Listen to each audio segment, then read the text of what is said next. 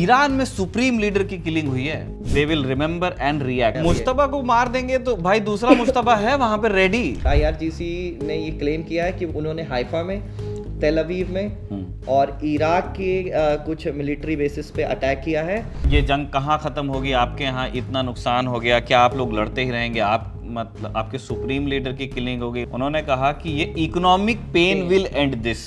एक टाइम पे गवर्नमेंट ये कह रही थी कि कोई दिक्कत नहीं है, ना तेल की कमी होगी ना गैस की कमी होगी, आपको सिलेंडर का रेट बढ़ाना पड़ा। लोगों का इल्जाम ये है कि इनके पास सिलेंडर है, दे नहीं रहे। तो जो पर्ची वाला है, पर्ची वाले को नहीं पहुंच रहा है, लेकिन वो सिलेंडर आप मतलब जो आप बुक्ड था, जो आपका 4 दिन में आना चाहिए था, वो 10 दिन 12 दिन का डिले हो रहा है। आप उस व्यक्ति का फ्रस्ट्रेशन सोचिए कि वो घर कितना गुस्से में पहुंचेगा। और फिर ये भी हो सकता है वो घर पहुंचे तो घर पे सिलेंडर नहीं है उसके पास, सिलेंडर नहीं है और उसके बाद खुद भी नहीं मिल रहा है, और बच्चे पीट रहे हैं और बच्चे पापा आज इतने गुस्सा क्यों हैं? एक आदमी ने बाकायदा वहाँ पर लड़ाई की, 100 नंबर को कॉल करने की धमकी दी, कैमरे पर वो बात करने को राजी नहीं थे, लेकिन उन्होंने बताया कि जब मैं बुक नहीं कर रहा हूँ तो मेरा काम 27 तारीख को मेरा बुक कैसे होगा। वो वन मंत्री है उत्तराखंड के, वो कह रहे हैं हम लकड़ी दे देंगे। यार वन मंत्री सो वो दुनिया वाले वन मंत्री हैं उत्तराखंड सरकार में, वो कह रहे हैं कि अगर आपको कोई दिक्कत होगी तो हम आपको फायरवुड भी सप्लाई कर सकते हैं, उसकी चिंता मत कीजिए, होटल्स को उन्होंने बोला। ये बात तथ्य है कि हिंदुस्तान के अंदर गैस की जो प्राइस ब्लैक मार्केट में बढ़ा है वो आर्टिफिशियली बढ़ाया गया है,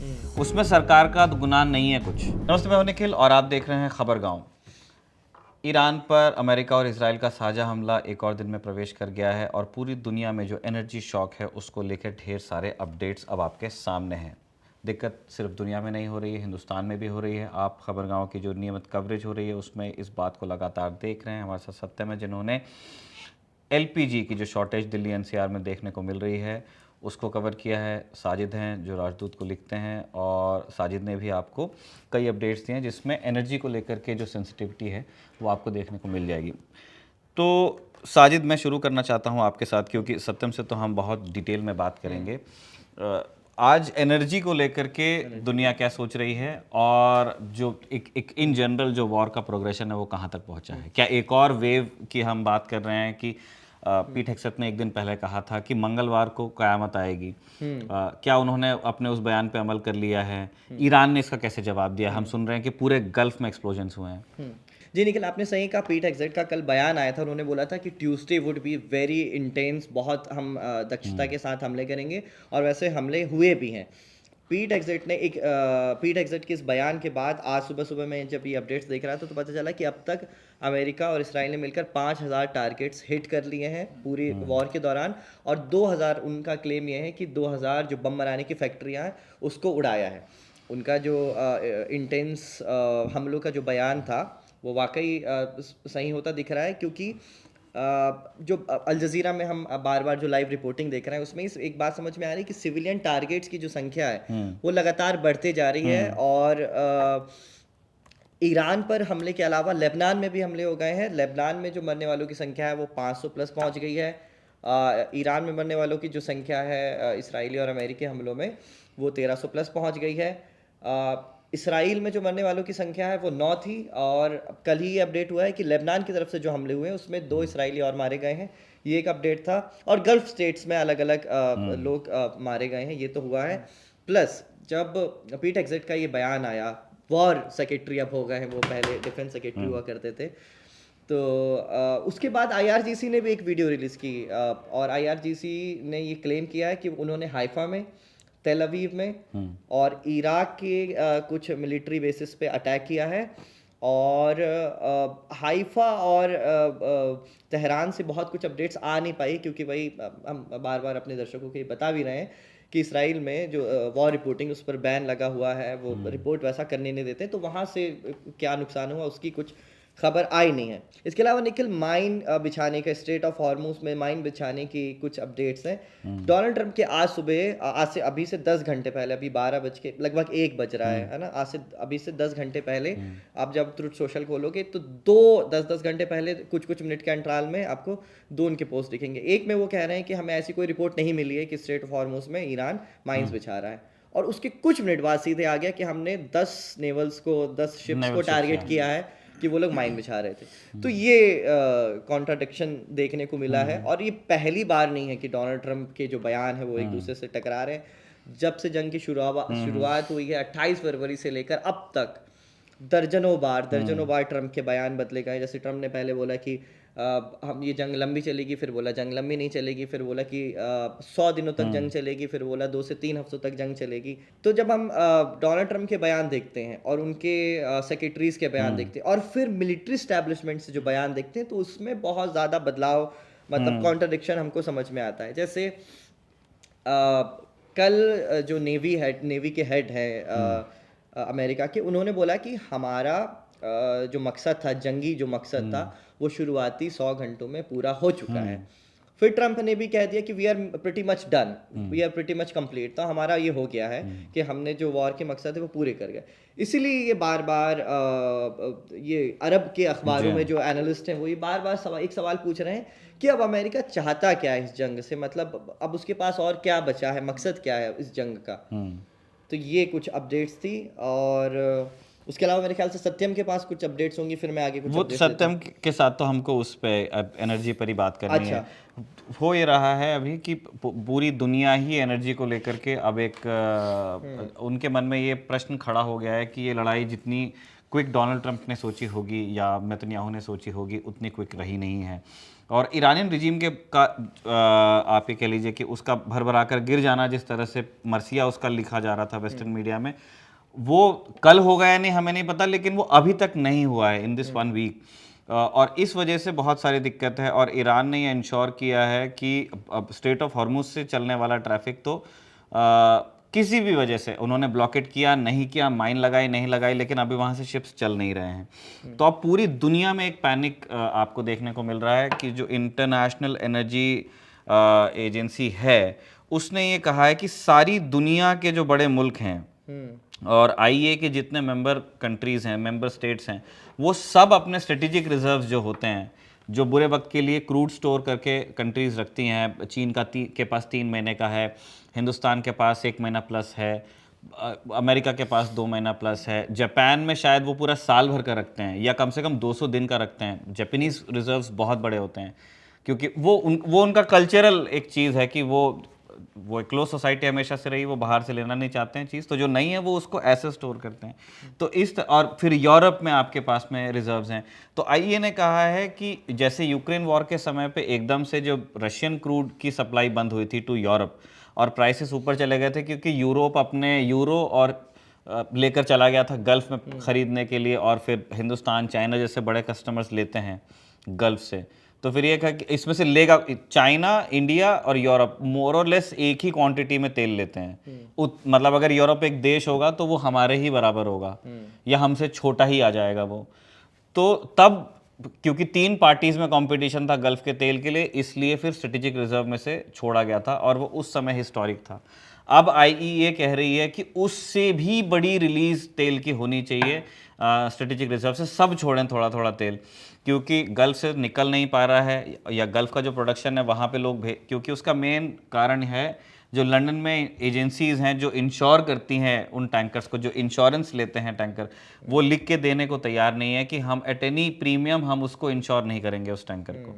जबकि अभी आधिकारिक रूप से बंद भी नहीं है वो स्ट्रेट ऑफ हॉर्मुज। नहीं, बंद नहीं हुआ, लेकिन ईरान ने एक बात बहुत क्लियरली कही है कि हमारे दोस्तों के जहाज चलेंगे और जो हमारे दोस्त नहीं होंगे वो अपने रिस्क पे जाएं। तो वो ये दिस इज एनफ, ये ब्लॉकेड ही है ना, essentially this is a blockade, क्योंकि चाइनीज वेसल्स मेरे को सुनने में मिला कि कुछ गए हैं वहाँ से और कुछ ईरान लिंक, बाकी तो उनके ईरान के दोस्त भी अभी जाने को तैयार नहीं है वहाँ पे। वहाँ की सिचुएशन ये है। और ईरान के पास सबसे बड़ा पत्ता ही मेरे ख्याल से यही बचा हुआ है कि वो एनर्जी इंफ्रास्ट्रक्चर्स पर हमला करे ताकि वही एक प्रेशर बनाने का उनके पास। उनके फॉरेन पॉलिसी के जो एडवाइजर हैं मुस्तफा खमैनी के, उन्होंने तो बोल दिया, उनको CNN ने पूछा कि ये जंग कहाँ ख़त्म होगी, आपके यहाँ इतना नुकसान हो गया, क्या आप लोग लड़ते ही रहेंगे, आप मतलब आपके सुप्रीम लीडर की किलिंग हो गई, उनकी वाइफ की किलिंग हो गई। उन्होंने कहा किलिंग से कोई दिक्कत हमको पड़ती नहीं, और उन्होंने कहा कि ये आप लोग जैसा सोच रहे हैं वैसे ये जंग कंक्लूड नहीं होगी। उन्होंने कहा कि ये economic pain will end this. तो वो सिर्फ ईरान की तकलीफ की बात नहीं वो तो हैं, वहाँ तो किलिंग्स ही चल रही हैं। उनका कहना है कि ये हर किसी को चुभेगा अगर आप लंबी जंग चलेगी तो और ये चीज़ हो रही है। आप देख रहे हैं कि इंटरनेशनल एनर्जी एजेंसी कह रही है कि सब आप अपने स्ट्रेटेजिक रिजर्व्स को छोड़िए, क्योंकि कल ये हुआ कि डोनाल्ड ट्रंप ने एक बयान दिया था कि जंग लंबी नहीं खिंचेगी और उसके बाद शेयर मार्केट भी ठीक हुआ और क्रूड का प्राइस भी कम हुआ, जो 125 था वो कुछ 90 आया 80 आया, लेकिन वो वहां टिका नहीं क्योंकि उसमें बेलिजरेंस कम नहीं हुई, ना इधर से हुई है ना उधर से कम हुई है। तो मार्केट को लगा कि यार ये बोल रहे हैं ट्रंप लेकिन जंग खत्म तो हो नहीं रही है, वो फिर से शूट कर गया। और अब गैस को लेकर के देखेंगे तो ज़्यादा बड़ी प्रॉब्लम आई है क्योंकि बड़े मार्केट्स हैं हिंदुस्तान जैसे, वहाँ पे वही स्टोरी सत्यम कवर करने गए थे कि हिंदुस्तान में गैस की क्या स्थिति है। एक टाइम पे गवर्नमेंट ये कह रही थी कि कोई दिक्कत नहीं है, ना तेल की कमी होगी ना गैस की कमी होगी, लेकिन फिर जिसको कहते हैं ना कि आप कितना पर्दा करेंगे, तो उस वैसे ही सामने आया। पहले आपको सिलेंडर का रेट बढ़ाना पड़ा, आपने घरेलू कमर्शियल सिलेंडर का रेट फ्लक्चुएट होता है, लेकिन मुझे याद आ रहा है कि कितने इलेक्शन सीजन्स चले गए, घरेलू सिलेंडर के दाम को टच नहीं किया था सरकार ने। 60 रुपये 65 रुपये आपने वहां बढ़ाए, इसका मतलब बहुत तगड़ा कंपल्शन रहा होगा भाई। फिर क्या हुआ उसके बाद में, अलग कहीं पंजाब से खबर आ रही है, कहीं कर्नाटका से खबर आ रही है कि जो OMCs हैं हिंदुस्तान की, ऑयल मार्केटिंग कंपनीज हैं, सरकार की कंपनियां, उन्होंने डीलर्स को बोला है कि कमर्शियल नहीं देना अभी, पहले डोमेस्टिक देना।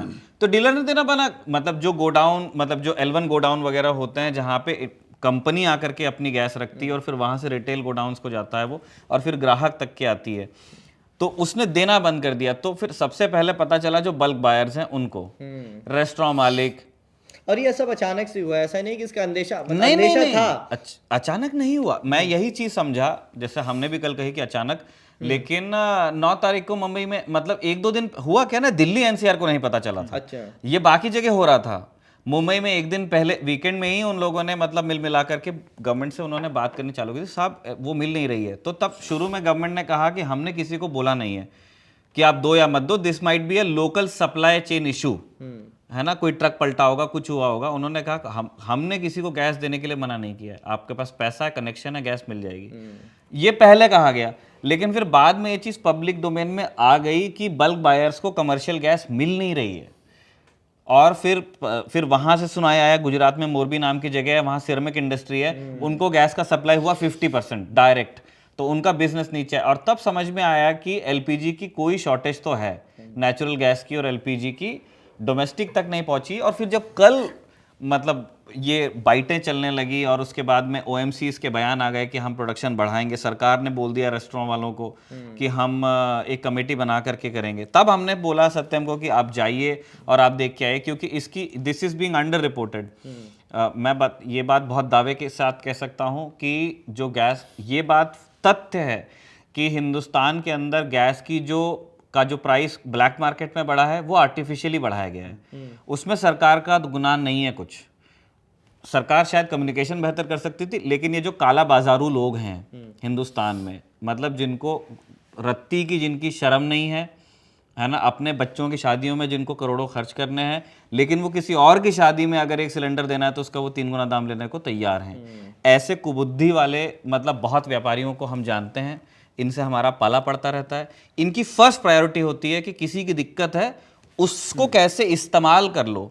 तो इन व्यापारियों ने ब्लैक मार्केट में गैस का दाम बढ़ाया, जो ब्लैक मार्केट में 1100 का सिलेंडर था उसको 1500 किया, सेम विद कमर्शियल लोगों को बुकिंग में। फिर क्या हुआ, जब ये सारी चीज़ें एक दिन सामने आई और सरकार ने, क्योंकि सरकार ने यही कहा था कि देयर इज़ नो शॉर्टेज, उन्होंने पहले थोड़ा सा रेट बढ़ाया, फिर 21 दिन को 25 दिन किया। लेकिन कल जब ये बात सामने आई कि कमर्शियल होटल वाले को नहीं मिल रहा, तो आदमी का दिमाग ऐसे काम कर रहा है कि आज अगर होटल को नहीं मिल रहा है, कल शायद मुझे नहीं मिलेगा। Everybody rush to book their connections. और उस वजह से फिर हुआ कि OMCs के जो पोर्टल होते हैं, आप कुछ लोग प्राइवेट ऐप्स से आप गूगल पे से बुक कर सकते हो, तो पेटीएम व्हाट्सएप से आप कर सकते हो, लेकिन OMC के वेबसाइट पे जाके भी होता है, उनके IVR से भी होता है। जब एक साथ ट्रैफिक आया वो बैठ गया और उससे फिर ये पैनिक फैला कि गैस नहीं, जबकि ऐसा हो नहीं सकता। गैस की किल्लत हो सकती है लेकिन हिंदुस्तान में गैस खत्म नहीं हो सकती है। बहुत बहुत बड़ा मुल्क है। आपने सत्यम क्या देखा फील्ड पे? ये हुआ जो आप कह रहे हैं, तो हम जब कल गए ग्राउंड पे, तो पहले जो कमर्शियल है उसका तो सीधा सीधा ये है कि परसों रात को एक ट्वीट आया था सरकार की तरफ से, 9:52 पर आधिकारिक ट्वीट ये था कि कमर्शियल को एकदम जो है रोक दिया गया है और जो नेसेसिटीज़ होती हैं, कल वो फिर एसेंशियल कमोडिटीज एक्ट भी लागू कर दिया गया कि हॉस्पिटल्स हैं उनको सप्लाई किया जाएगा, और स्कूल्स को किया जाएगा जो कि नेसेसिटीज़ में आते हैं, जो कि उसमें आता है।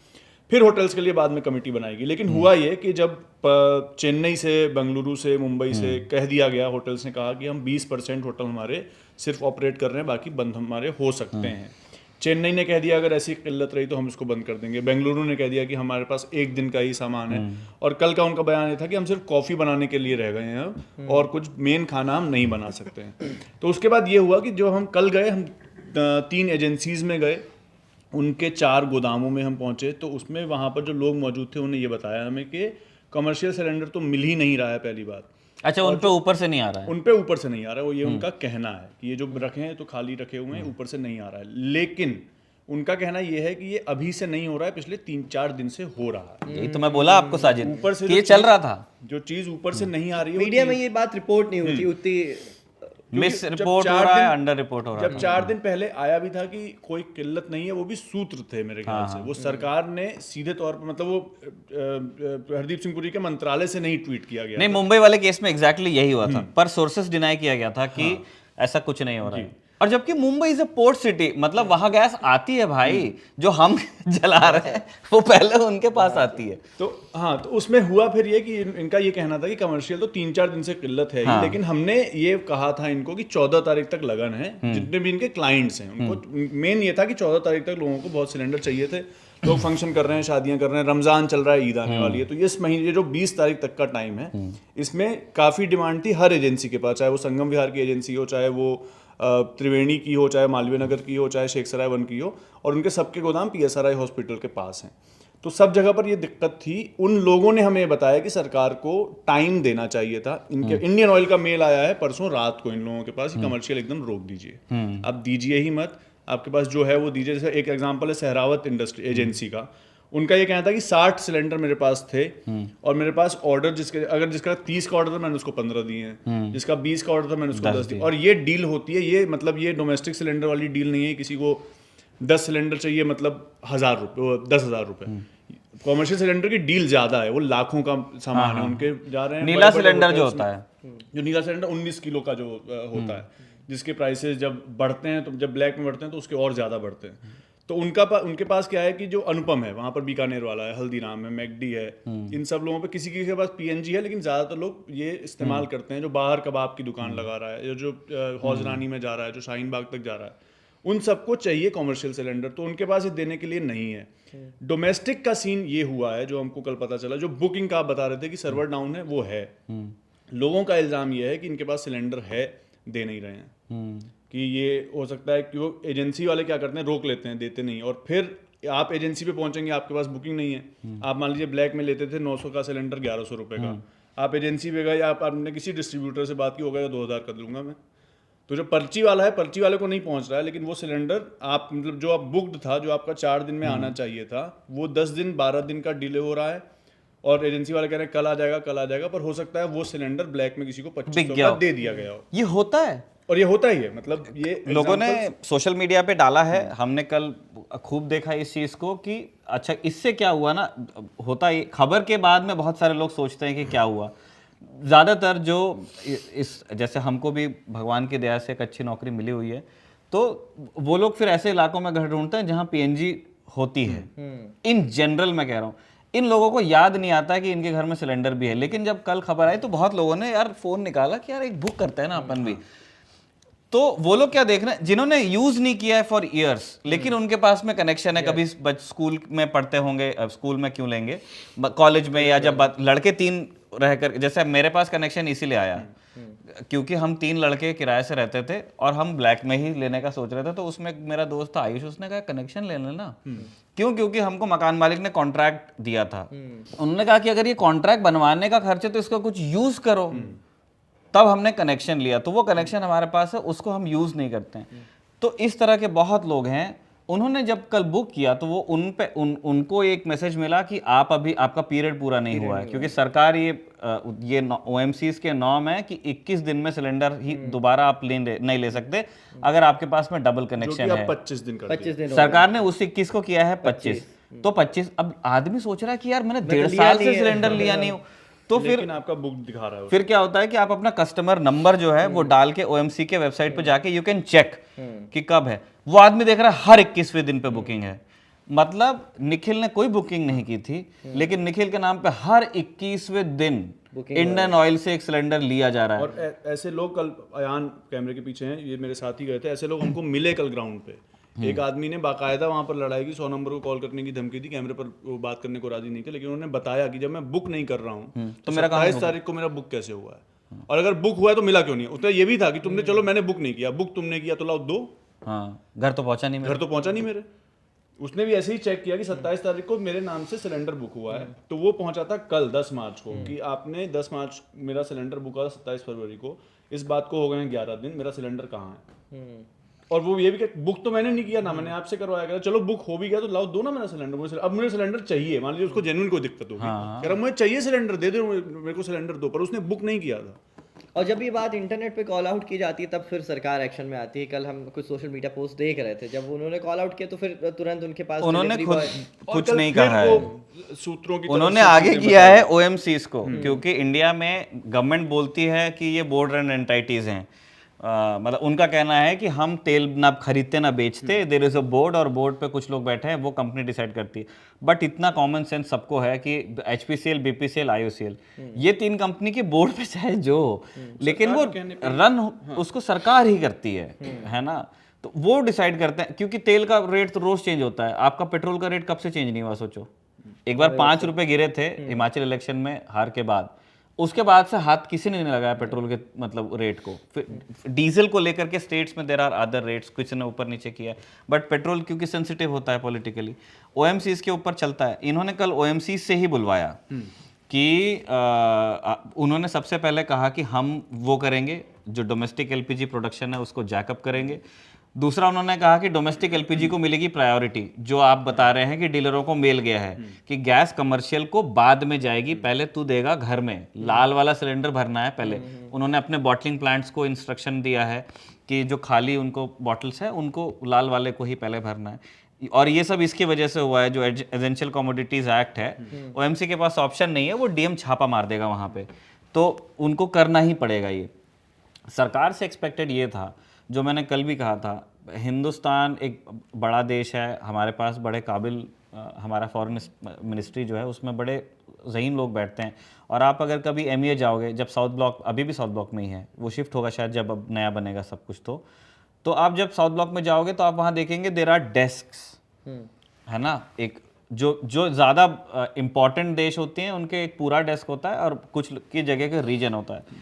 जैसे हो सकता है there can be a Bangladesh desk और अ यूएस डेस्क, और यू नो, लेकिन फिर यूरोप में फिर नॉर्दर्न यूरोप का एक पूरा, ईस्टर्न यूरोप का एक में हो जाएगा, है ना, या आसियान का एक में हो जाएगा। तो ये इम्पॉर्टेंट जो मुल्क हैं या इंपॉर्टेंट रीजन्स हैं, उनके लिए तो यहाँ भी अधिकारी बैठे हैं, वहाँ भी अधिकारी बैठे हैं। हमारी एम्बेसी इजराइल में है, हमारी एम्बेसी अमेरिका में है, हमारी एम्बेसी ईरान में है, उन पूरे गल्फ में है। फिर हमारी जो नेवी है हिंदुस्तान की, वो मिशन डिप्लॉयड है गल्फ में, क्योंकि इंडियन फ्लैग कैरियर्स जब जाते हैं वहाँ से, या इंडिया का तेल वेल आना होता है, उस पर कभी कोई पायरेट अगर हमला करेगा तो नेवी मुंबई से नहीं जाती है या कोची से, वो वहीं हैं, वो 365 दिन वहाँ रहते हैं। तो हमने ना अपनी आंखों से देखा है इस जंग को, हिंदुस्तान ने, और हमारा स्टेक है, 1 करोड़ आदमी हमारा वहाँ पे रहता है। तो ये इतने अगर आपके हाई स्टेक्स हैं तो आपको पता होना चाहिए कि यार मार्केट किस तरह से बिहेव कर रहा है एनर्जी का। अब जो हड़बड़ाहट है, हम खुद इस प्रोग्राम में बार बार कह रहे हैं कि गैस की मतलब शॉर्टेज एंटिसिपेट हो सकता है सरकार कर रही हो, लेकिन मतलब उसकी कालाबाजारी होने लग जाए, उतनी शॉर्टेज हिंदुस्तान में गैस की नहीं है। ये कालाबाजारू लोगों ने किया है ना, मुनाफा कमाने के चक्कर में। इस मिसकम्युनिकेशन को भी सरकार अगर एड्रेस नहीं कर पा रही, आप थोड़ा एंटिसिपेट करो यार, कि कुछ तो चीजें आपको पहले पता होनी चाहिए। और ये चीज़ें सिर्फ जो विपक्षी दल हैं वही सिर्फ नहीं पूछ रहे हैं, या कुछ लोग ही नहीं कह रहे हैं कि सरकार को बताना चाहिए। वो वन मंत्री हैं उत्तराखंड के, वो कह रहे हैं हम लकड़ी दे देंगे। हाँ। यार वन मंत्री सो वो दुनिया वाले वन मंत्री हैं उत्तराखंड सरकार में, वो कह रहे हैं कि अगर आपको कोई दिक्कत होगी तो हम आपको फायरवुड भी सप्लाई कर सकते हैं, उसकी चिंता मत कीजिए, होटल्स को उन्होंने बोला। खैर, तो ये जो बात है कि इनको पहले बताना चाहिए था, और इनको जो है क्लियर कम्युनिकेशन करना चाहिए था, पहले सूत्रों के हवाले से बुलवाया और उसके बाद फिर हुआ कि कोई दिक्कत नहीं है, फिर दिक्कत आ गई, तब आधिकारिक बोला गया कि नहीं हमने इस पर रोक लगा दी है, इसको तरजीह दी जाएगी। जो एजेंसी वाले लोग हैं जो कि चला रहे हैं अपनी एजेंसियां, जिनके पास हैं 8-8 गोदाम है, कॉमर्शियल का भी है, डोमेस्टिक का भी है, उनका भी कहना यही है कि अगर हमें समय देते तो हम मैनेज कर 2 लेते दिन हैं। 4 दिन तो हमारे जो क्लाइंट्स बने, उसमें क्या है पैसा भी फंसा है, कोई इसने पेमेंट कर दी है अब उसको नहीं पहुंच रहा है, और उसका फंक्शन है, शादी है, ब्याह है, कोई उसने पार्टी रखी हुई है, किसी का रमज़ान का शाम की पार्टी है, किसी की ईद आ रही है, तो ये सारी चीज़ें हैं क्योंकि लगन भी चालू है। तो वो कह रहे हैं अगर हमको बता देते कि ये होने वाला है, 4 दिन का समय देते, 3 दिन का समय देते, तो हमारा जो एग्जिस्टिंग स्टॉक है उसको हम क्लियर कर देते।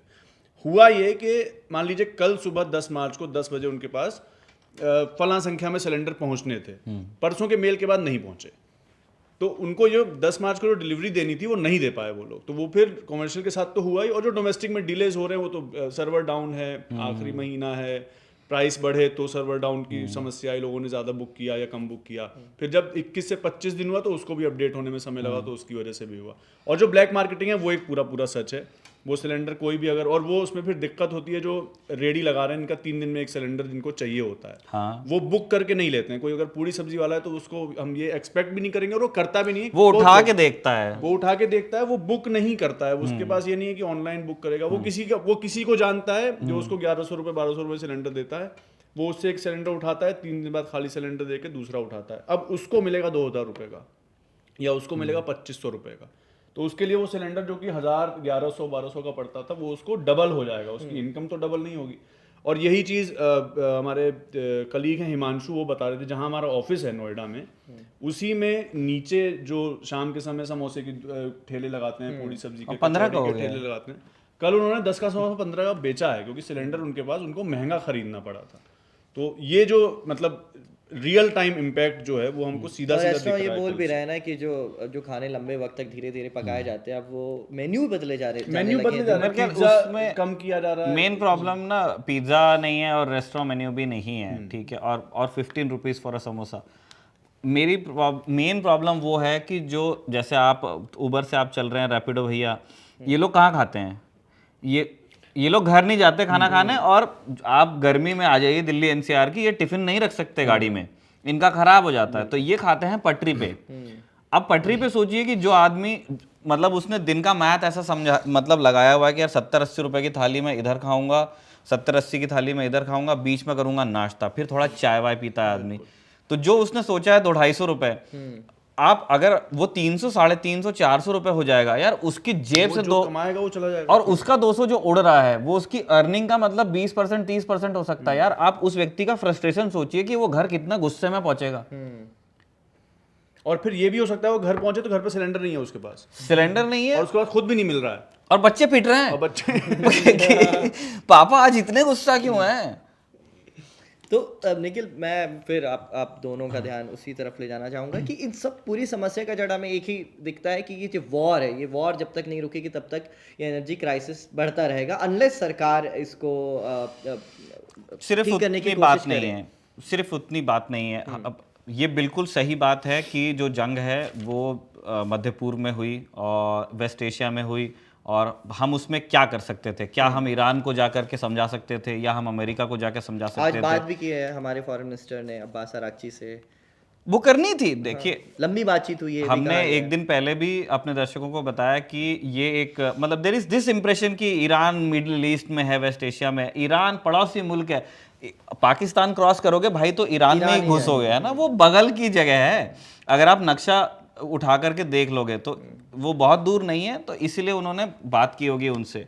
और ईरान की स्टेबिलिटी को लेकर के मतलब इंडिया का उसमें काफ़ी इंटरेस्ट है, क्योंकि वो पाकिस्तान का वेस्टर्न बॉर्डर है, फिर अफगान बॉर्डर है, तो हम मतलब बहुत केओस नहीं चाहते हैं ऑन आर वेस्टर्न फ्रंट, तो इसलिए इंडिया इस। और फिर ये है कि बहुत सारे हिंदुस्तानी ईरान में रहते हैं, हमारे पास शिया पॉपुलेशन है, हम चाहते हैं कि इनकी भी भावनाएं उतनी ये नहीं, और फिर गल्फ में 1 करोड़ लोग हमारे हैं, तो इसलिए ये डॉक्टर जयशंकर का रांची से बात करना बनता था। और मुझे लगता है कि जितना पब्लिसाइज किया जा रहा है शायद उससे ज़्यादा बात करते होंगे। वो स्टेटमेंट वो डालते हैं जो उनको डालना है, लेकिन वो बिल्कुल कॉन्टैक्ट में होंगे। और गल्फ के जो बाकी देश हैं जहाँ डेथ्स हुई हैं स्पेशली, वहाँ पे भी वो कांटेक्ट में है, तो वो लोग तो कांटेक्ट करेंगे। मेरा कहना ये है कि ये एक एक्स्ट्रॉर्डिनरी सिचुएशन है, इससे हम नहीं भाग सकते, लेकिन आपका जो एनर्जी इनटेक है या जो एनर्जी बास्केट है वो कितना डाइवर्सिफाइड है। कोई कल्पना नहीं कर सकता कि आज से 3 साल बाद जंग कहाँ होगी, लेकिन जिस तरह से आप इन्वेस्टमेंट बोलते हैं ना कि सब कुछ पोस्ट ऑफिस में मत डाल देना है, सब एफडी मत कर देना है, सब म्यूचुअल मत कर देना, सब करना है आपको। वो डाइवर्सिफिकेशन आपका है या नहीं ये सरकार को बताना है।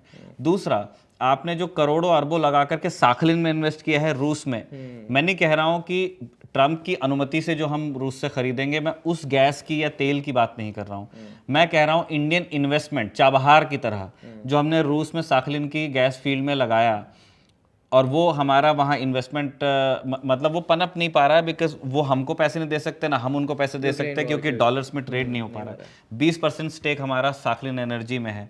अगर वो चीज़ अच्छी चल रही होती और हम थोड़ा अपनी मतलब सोवरेन मतलब जो हमारा वो है एक संप्रभु राष्ट्र की शक्ति का अगर हम प्रयोग कर पाते, तो आज हमको खरीदना तो पड़ता दुनिया से, लेकिन जो हमारी अपना इन्वेस्टमेंट है किसी गैस फील्ड में, हम वहां से अपने डोमेस्टिक हम मतलब खरीदने से अच्छा अपने खेत से करो ना यार, लेकिन वो नहीं हो पा रहा है।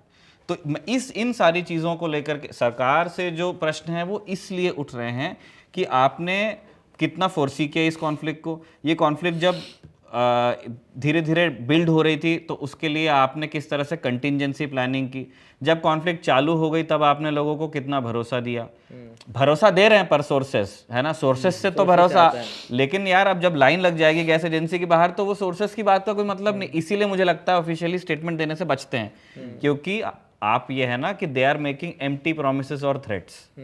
दोनों आदमी को जो एम्प्टी प्रॉमिस करता है उसको भी हल्के में लेते हैं, जो एम्प्टी थ्रेट देता है उसको भी हल्के में लिया जाता है। G7 की भी एक मीटिंग हुई है फाइनेंस मिनिस्टर्स की, लेकिन उसमें भी कोई एक स्टेटमेंट निकल नहीं पाया है। मतलब ये लोग भी तैयारी कर रहे हैं, बैठने की कोशिश कर रहे हैं, हल करने की कोशिश कर रहे हैं, लेकिन अभी कोई हल निकल नहीं पाया जो एनर्जी क्राइसिस पूरी दुनिया में चल रहा है। अगेन फिर मैं वहीं ले जाना चाहता हूँ, मैं पूछना चाहता हूँ निखिल, आप ये देखिए कि ट्रम्प के बयान लगातार बदल रहे हैं और उनके मिनिस्टर्स के बयान, सेक्रेटरीज के बयान लगातार बदल रहे हैं। ट्रम्प ने बोल दिया कि हम अनकंडीशनल सरेंडर जब तक नहीं वो लोग करेंगे, ईरान नहीं करेंगे, तब तक इस जंग का हल नहीं निकलेगा। फिर वहाँ से IRGC कह देता है कि आई फॉर एन आई, हम बदले के बदले बदला लेंगे। तो समझ में नहीं आ रहा है अनकंडीशनल सरेंडर से ट्रम्प क्या चाह रहे हैं। हमने देखा कि वो फिर सेकेंड वर्ल्ड वॉर में डी डे हुआ है, या फिर अब जापान में उनको परमाणु बम पटकना पड़ा था। तो मतलब वो उस वक्त था, रूजवेल्ट का हम उदाहरण लें, हैरी ट्रूमैन का उदाहरण लें, तो उस वक्त भी बहुत लोगों की कुर्बानी हुई थी, 10,000 अमेरिकी सैनिक मारे गए थे, और वो जंग का पैमाना अलग था, है ना। और लेकिन अब इस जंग में ये वैसे क्या मतलब इसको कोई अलार्मिस्ट बोल सकता है, लेकिन देर आर पीपल और बड़े ज़हीन लोग जिन्होंने कहा है कि ट्रम्प के मन में ये इच्छा है टू टेस्ट अ बॉम्ब और टू ड्रॉप अ बॉम्ब। और तो वो टेस्ट कर भी चुके हैं। अभी कुछ महीने पहले ही हमने देखा था कि बम नहीं टेस्ट किया था, जो मिसाइल है उसको ले जाती है। मिसाइल टेस्ट और बॉम्ब के टेस्ट में फिर फर्क है ना साजिद। तो मैं बॉम्ब जब कहता हूँ तो मैं एक न्यूक्लियर डिवाइस की बात कर रहा हूँ। तो उनके दिमाग में ये है, मतलब जो चीज़ वो ईरान को डिस्करेज करना चाहते हैं वो खुद करने का आनंद, एक बार वो सुख होता है ना कि यार बटन दबाना है मुझे। वो हैरी पॉटर में नहीं है, वो लास्ट में जब वो मूर्तियों को वो स्पेल देती है और फिर वो मूर्तियाँ वो चलने लगती हैं, है ना, फिर वो बोलती है कि जाओ इस हमारे कॉलेज की रक्षा करो। तो वो बूढ़ी हो चुकी है वो महिला, लेकिन उसको कहती है कि मुझे हमेशा से इच्छा थी कि ये एक स्पेल में एक बार। वो ट्रम्प के अंदर भी है ये एक बड़ा हथियार चलाने का उनका मतलब उनका मन है। अब क्या वो जगह ईरान है हमें अभी पता चलेगा कुछ दिन में। तो इस तरह की चिंताएं तो लोगों के दिमाग में है। रही बात इस जंग के ख़त्म होने की, तो एक बात को लेके हमको बहुत ही श्योर हो जाना चाहिए। सलमान रुश्दी 21 साल के उसके बाद बाहर आए थे मेरे ख्याल दुनिया के सामने, या सम ईयर्स, मुझे नहीं पता एग्जैक्ट कितने साल, पब्लिक अपीयरेंस या जिस तरह से वो खुल के सामने आए, उस दिन उन पे हमला हो गया। तो और सलमान रुश्दी ने एक बुक लिखी थी, ठीक है। तो मैं बिल्कुल डिफेंड नहीं कर रहा हूँ जिन्होंने सलमान रुश्दी पर हमला किया है, निंदा करता हूँ, है ना, और आतंकी एक वो घटना थी। मैं आपको सेंटिमेंट बता रहा हूँ। तो ईरान में सुप्रीम लीडर की किलिंग हुई है, तो इस चीज को मतलब माफ नहीं करेगा ईरान कभी भी।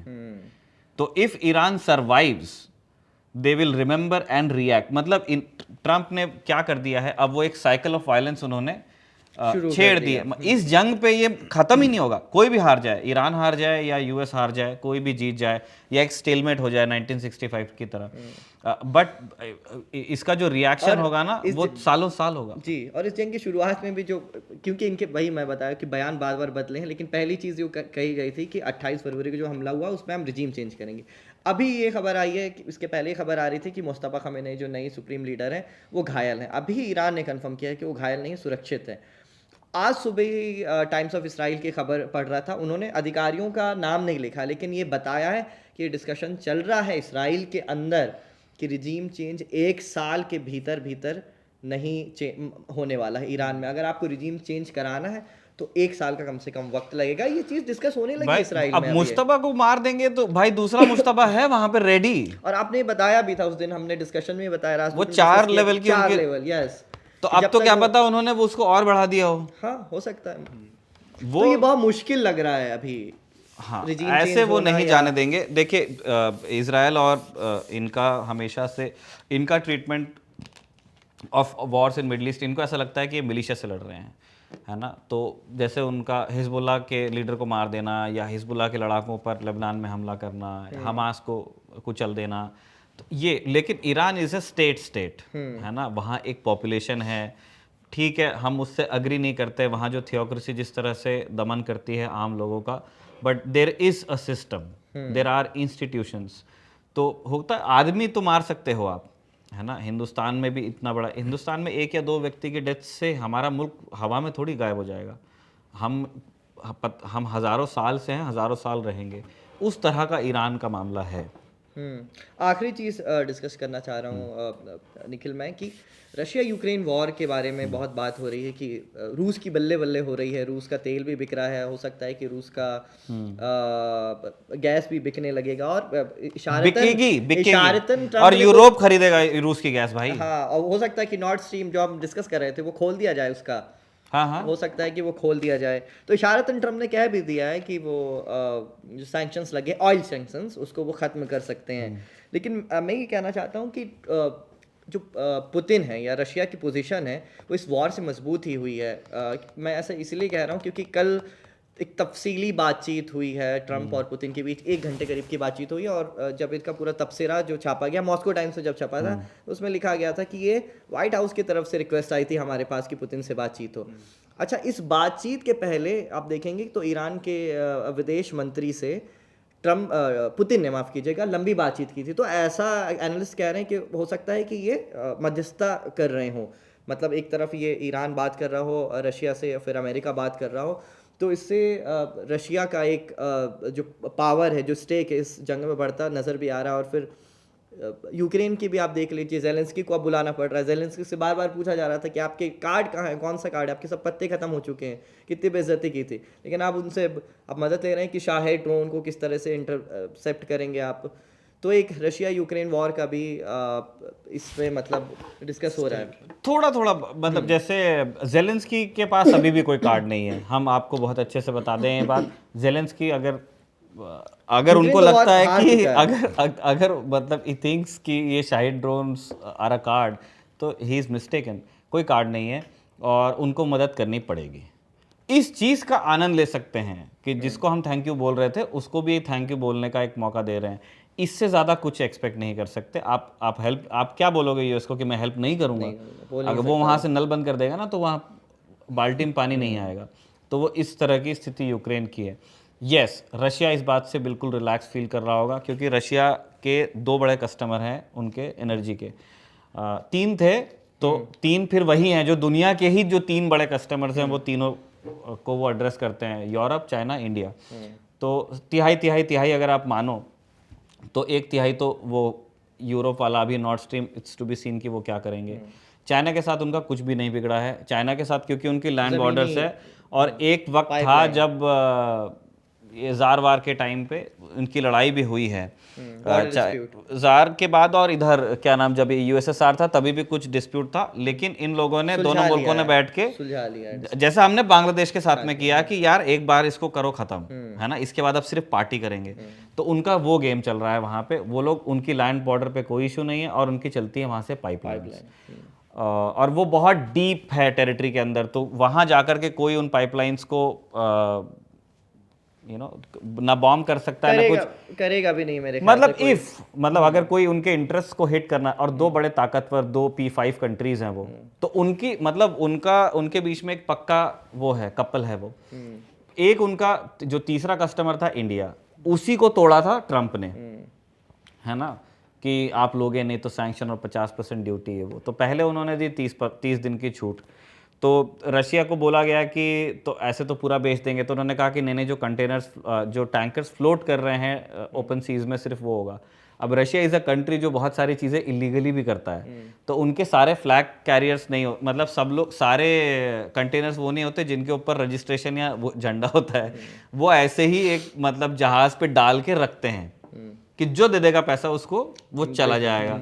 तो ऐसा काफ़ी तेल होना चाहिए उनके पास में जो हमको मिल जाएगा, और अगर ये सैंक्शंस कुछ टाइम के लिए लिफ्ट करते हैं तो हु नोज़ वो गैस भी बेचें, यूरोप को बेचें, हमको बेचें। तो अगर रशिया को जो एक्सपोर्ट से पैसा आता था इन डॉलर्स, वो उनको बहुत हेल्प मिल जाएगी अगर ये छूट जाता है तो ये थे ईरान वॉर और उसकी वजह से पैदा हुए जो एनर्जी क्राइसिस, उससे जुड़े अपडेट्स हमने सत्यम से पूछा, सत्यम से उनके ग्राउंड्स के एक्सपीरियंस पूछे, निखिल ने हमको कुछ जानकारी दी, और लगातार खबरगाहों पर आपको ईरान वॉर से जुड़े अपडेट्स मिल रहे हैं। राजदूत में भी आपको आज शाम का एनालिसिस मिलेगा। इसके अलावा ईरान वॉर से जुड़ी जो भी अपडेट्स है वो देखने के लिए सब्सक्राइब कीजिए खबरगाहों को। शुक्रिया।